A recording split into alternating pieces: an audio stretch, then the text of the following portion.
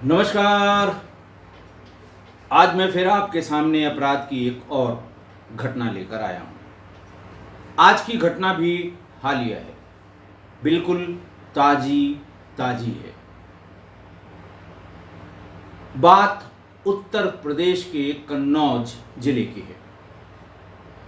कन्नौज जिले में थाना इंदरगढ़ के गांव टुंडपुरा के रहने वाले मनोज जाटव थाने पर रात करीब 2 बजे हांफते गिरते पड़ते पहुंच गए और वहां जाते ही उन्होंने वहां मौजूद नाइट अफसर को ये बताया कि मैंने अपनी पत्नी, उसके प्रेमी और उनकी 6 महीने की बच्ची को चाकुओं से काट कर मार डाला है। इतना सुनते ही नाइट अफसर जो सब इंस्पेक्टर होते हैं वो एकदम घबरा गया।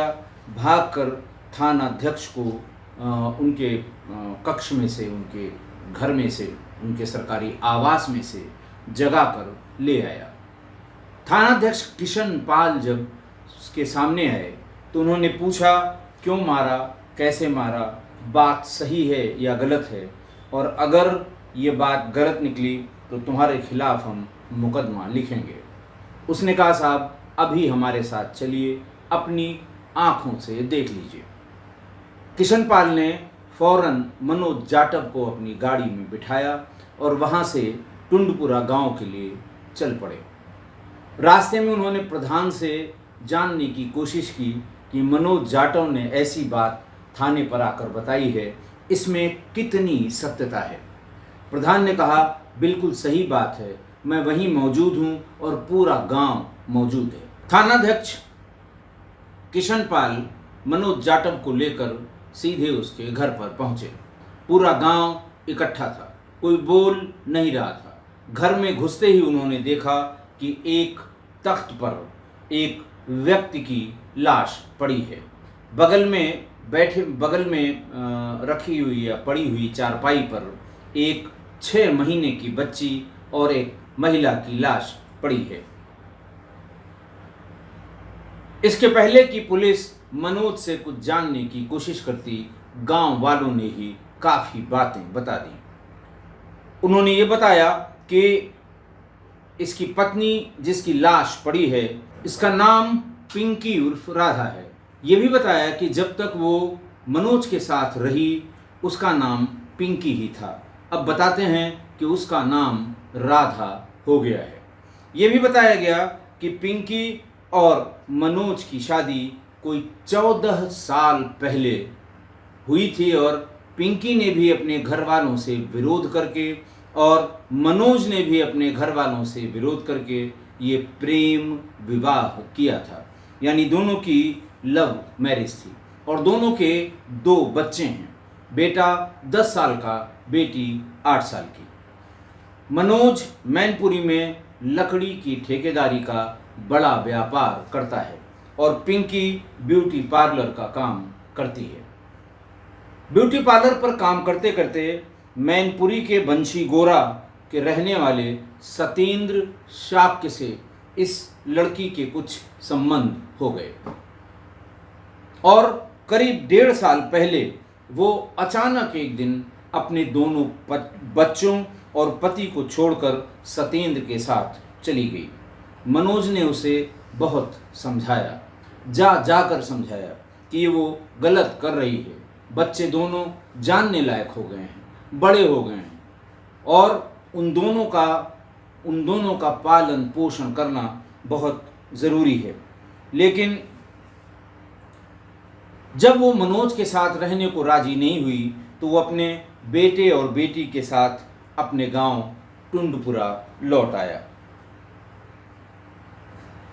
और किसी तरह से वो इन बच्चों की देखभाल और पालन पोषण करने लगा। माँ की अनुपस्थिति में बच्चों का पालन पोषण बड़ा कठिन कार्य है। जो लोग करते हैं या जिनके ऊपर ये बीतती है, ये सिर्फ वही जानते हैं। इधर जब ये यहाँ से भाग के गई तो सतेंद्र ने ये कहा कि भाई ये नाम पिंकी तुम्हारा पुराना नाम है, पुराना पति इस नाम से बुलाता था, ये हमें अच्छा नहीं लग रहा कि मैं भी उसी नाम से तुम्हें बुलाऊं। लिहाजा उसने उसका नाम राधा रख लिया और राधा और पिंकी से एक बच्ची भी पैदा हुई जो लगभग 6 महीने की थी। मौके पर उसका भी शव पड़ा था, उसका नाम लीची था। मनोज ने ये बताया, मनोज से पूछा गया भाई आखिर ऐसी क्या बात? बोले साहब मैं परेशान हो गया, ये भाग गई, मैं इसके पास गया, मैंने सत्येंद्र के भी हाथ पैर जोड़े कि भाई तुम भी आके मेरे यहाँ रहो, लेकिन इन बच्चों का भविष्य खराब हो रहा है, इसको मेरे साथ आने दो, यहीं आकर ये बच्चों को, या अगर ये राजी होती है तो मैं दोनों बच्चों को यहीं छोड़ देता हूँ, बिना माँ के इन बच्चों का बड़ा बुरा हाल है। काफ़ी कोशिश के बाद, रिश्तेदारों के बीच बचाव के बाद भी सत्येंद्र और पिंकी दोनों इस बात को राजी नहीं हुए। लेकिन जब ये बच्ची उनकी हुई लीची 6 महीने के आसपास की, तो इन लोगों पिंकी बार बार मनोज को फ़ोन करने लगी और हर बार वो केवल बच्चों का हालचाल लेती थी और बच्चों से बात कराने की जिद करने लगी। लड़का लड़की दोनों से बात करती थी। 2-4-6 दिन बाद फिर टेलीफोन मिलाकर उन दोनों से बात करती थी। मनोज ने बताया कि मैंने कहा कि तुम्हें अपने प्रेमी के साथ रहना है, रहो, मुझे इस पे कोई फर्क नहीं पड़ता है। कई बार बातचीत करने के बाद मनोज ने उससे कहा कि भाई तुमको अगर बच्चों से मिलना ही है तो तुम बच्चों से मिलने मेरे यहाँ आ सकती हो। मुझे कोई इस बात का मलाल नहीं है कि तुम किसी दूसरे के साथ रह रही हो और अपने बच्चों से मिलने नहीं आ सकती हो। इसके बाद पिंकी ने अपने प्रेमी सत्येंद्र को भी इस बात के लिए राजी कर लिया कि हम दोनों कन्नौज में अपने गांव चलकर दोनों बच्चों से मिलाएं। पहले शुरुआती कहने पर सत्येंद्र इस बात के लिए राजी नहीं हुआ। सत्येंद्र ने जब जाने के लिए हाँ कह दी तो सत्येंद्र पिंकी और अपनी 6 महीने की बेटी को जब वो चली वहाँ मैनपुरी के बंशी गोरा से, तो उसने फ़ोन किया मनोज को कि हम लोग बच्चों से मिलने आ रहे हैं।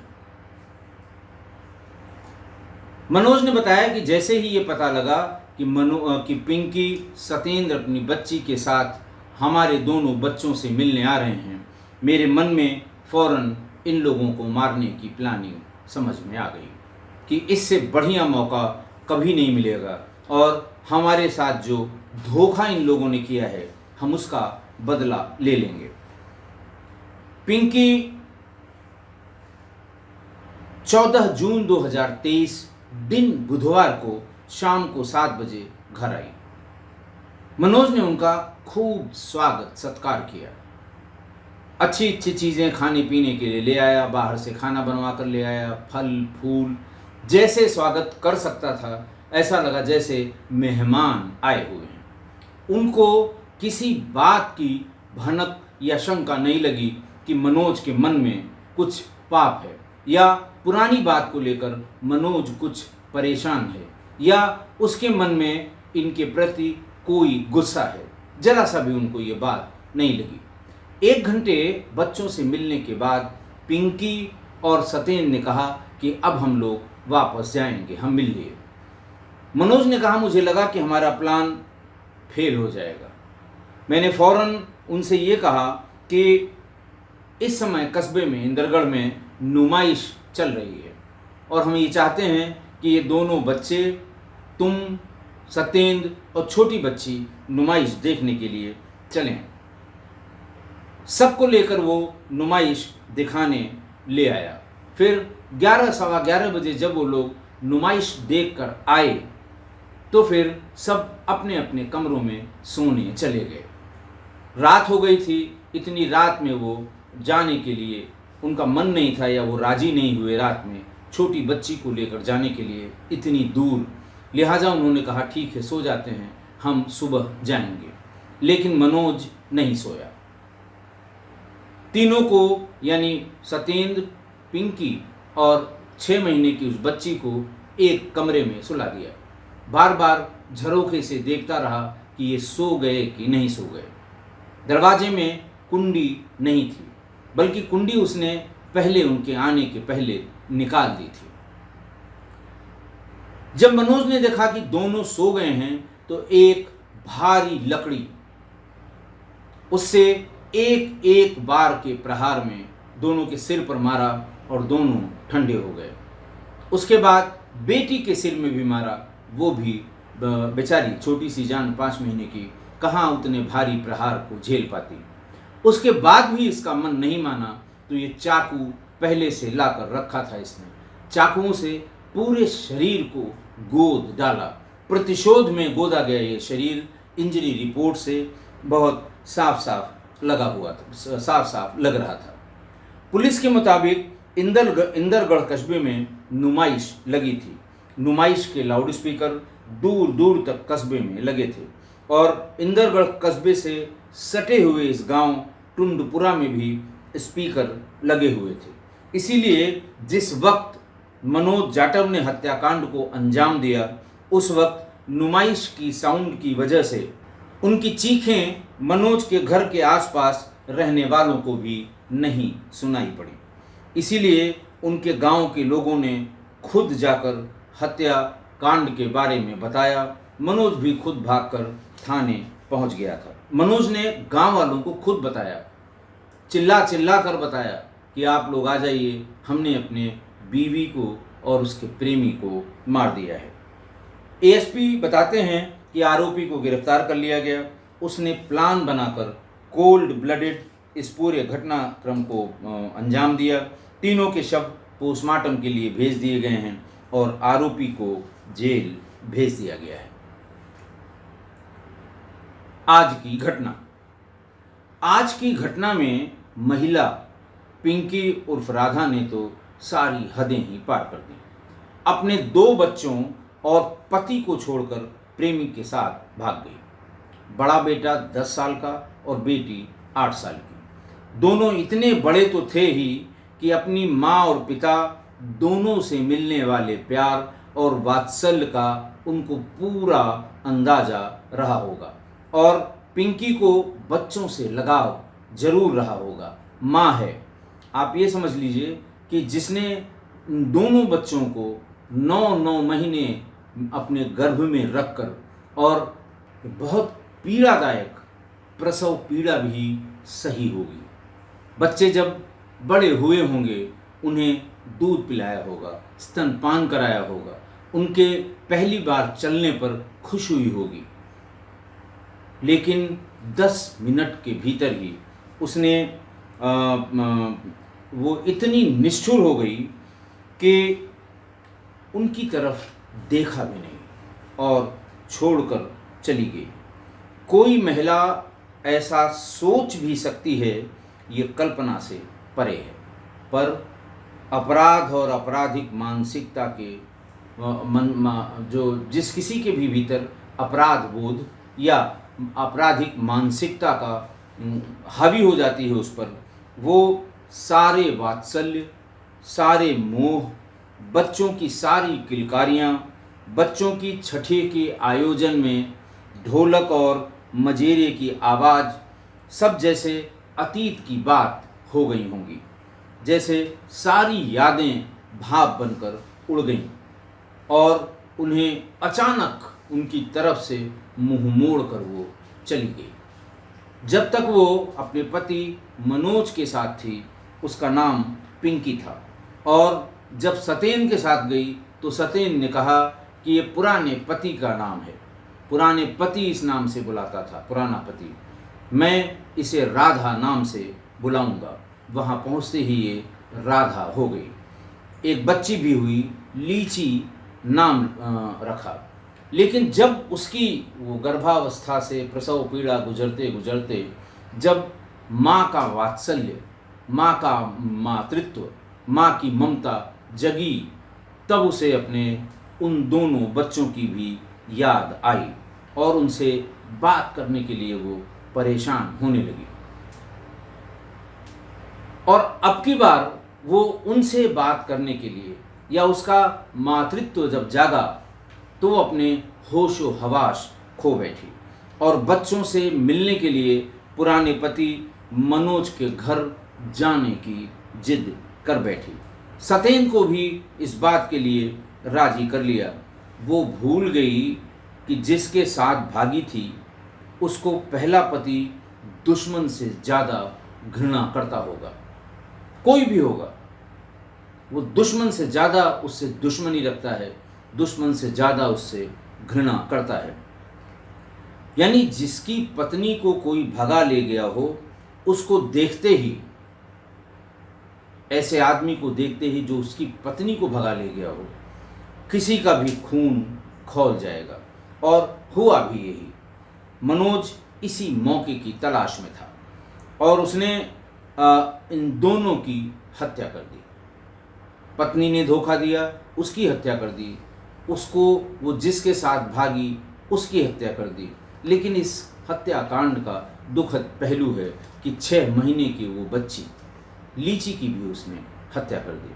शायद उसके दिमाग में ये रहा होगा कि अगर ये रह गई तो मैं जब जब इसे देखूंगा मुझे इन दोनों की याद आएगी जिन्होंने मेरे साथ धोखा किया है। ये मेरे दोनों दुश्मनों की निशानी है। हमेशा के लिए ख़त्म कर देने में ही मेरी भी भलाई है। लिहाजा उसने लीची को भी मार डाला। देखिए, मैं परिवार वालों से सिर्फ ये आग्रह करूँगा, सलाह दूँगा, राय दूँगा, अपील करूँगा कि कोई परिवार के लोग ये बात ध्यान रखें कि अगर किसी को किसी कारण से दिल और दिमाग पर आपने गहरे जख्म दिए हैं तो उस पर ये भरोसा कभी न करें कि आपको वो माफ़ कर देगा। इतने गहरे जख्म देने वालों को वो माफ़ कर देगा, ऐसा कभी मत सोचें, क्योंकि ऐसा कभी होगा नहीं। वो आपको कभी माफ़ नहीं करेगा और आप ही धोखा खाएंगे। पिंकी उर्फ राधा ने जो किया, पहले इतनी निष्ठुर, फिर ममत्व जगा, फिर जिद करके वहाँ ले गई। तो इसीलिए जो कहा गया है वो बिल्कुल सटीक कहा गया है। बहुत बार मैं इसका प्रयोग भी कर चुका हूँ, बता भी चुका हूँ कि तिर्या चरित्रम पुरुषस्य भाग्यम और देखो देवो न जानाति कुतो मनुष्य। यानी स्त्री के चरित्र, अब चरित्र शब्द कहना बिल्कुल ठीक नहीं है, महिला हमारी जो परिवार के सदस्य हैं वो गलत कहेंगे, वो मुझे गलत समझेंगी। उनका कहना ये है कि जो स्त्री का वो क्या कर देगी, क्या सोच लेगी, क्या कह देगी, उसके जो उसकी प्रतिभा कह लें, उसको, पुरुष के भाग्य को ईश्वर भी नहीं समझ पाया। मनुष्य की क्या औकात है। आशा है आप मेरी इस बात से सहमत होंगे। आज के लिए इतना ही। बहुत बहुत धन्यवाद।